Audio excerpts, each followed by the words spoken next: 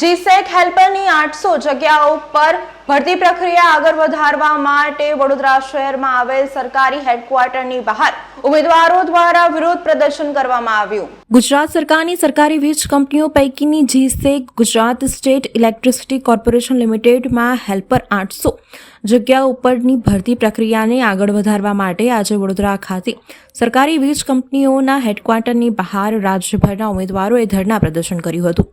ઉમેદવારોનું કહેવું છે કે પરીક્ષા લેવાની જાહેરાત જૂન 2022માં કરવામાં આવી હતી। પરીક્ષા માટે 5500 ઉમેદવારોએ ફોર્મ પણ ભર્યા હતા અને તેની ચકાસણી કાર્યવાહી પણ પૂર્ણ થઈ ગઈ હતી। તે પૈકી જેટકોએ પરીક્ષા લેવાનું માંડી વાળ્યું હતું। આ બાબતે અમે તે સમયે મુખ્યમંત્રી સુધી રજૂઆત કરી હતી। મુખ્યમંત્રી અને રાજ્ય સરકારે લીલી ઝંડી આપ્યા બાદ પણ જીસેકના અધિકારીઓ પરીક્ષા લેવા માટે તૈયાર નથી, કારણ કે હેલ્પરોની મોટાભાગની કામગીરી આઉટસોર્સિંગ એજન્સીના કર્મચારીઓ દ્વારા કરવામાં આવી રહી છે। પરીક્ષા માટે અમે 15 દિવસ પહેલા પણ વડોદરા પાસે જીસેકના હેડક્વાર્ટરમાં રજૂઆત કરવા માટે આવ્યા હતા, જો કે તે સમયે એમને અંદર નહોતા જવા દીધા। ભરતી બાબતે અધિકારીઓ જવાબ આપતા નથી અને અમે હવે ધરણા પર ઉતરવાની ફરજ પડી છે। જ્યાં સુધી અમને સંતોષકારક જવાબ નહીં મળે ત્યાં સુધી અમે ધરણા ઉપરથી ઉઠવાના નથી। અમારે થર્મલ પાવર સ્ટેશનમાં મેં એપ્રેન્ટિસ કરી છે 2019ની અંદર।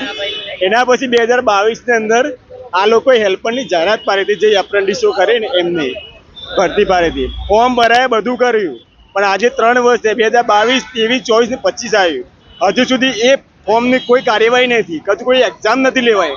3 વર્ષથી હું પ્રિપેરેશન કરું છું, 3 વર્ષ લાઇબ્રેરીમાં વાંચી રહ્યો છું, હવે મારે શું કરવું એનો પ્રશ્ન છે। આજે હું અહીંયા ઉભો છું, હજુ સુધી કોઈ જવાબ નથી આપતા। મારા ભવિષ્યનું શું? 3 વર્ષથી વાંચી રહ્યો છું લાઇબ્રેરીમાં, ગાંધીનગરમાં 3 વર્ષથી રહું છું, હોસ્ટેલની ફી ગણો, લાઇબ્રેરીની ફી ગણો, બધી ફીઓ ભરી રહ્યો છું। ઘરના મા બાપ મારા ખેતી કરી રહ્યા છે, તેથી હું પૈસા ભરીને ભણી રહ્યો છું। આ લોકો હજુ પરીક્ષા નથી લેતા, કોઈ આયોજન નથી કરતા, હવે શું કરવું એમને કોઈ જવાબ નથી આપતા। વહેલી તકે એક્ઝામ લેવાય અને ભરતી પૂર્ણ કરે સરકાર। અમે આંદોલન કરીશું, અહીંયા ઉપવાસ ઉપર બેઠા છીએ, જ્યાં સુધી નિરાકરણ નહીં આવે ત્યાં સુધી અમે અહીંયાથી હટશું નહીં। ધારણા કરવામાં આવ્યા છે, એમાંથી અમને એવો જવાબ મળી રહેલો છે કે અમે ટૂંક સમયની અંદર તમારી આ જાહેરાતને કબૂલ કરીશું અને અમારા પ્રયત્નો સતત ચાલુ જ છે બોર્ડ જોડે।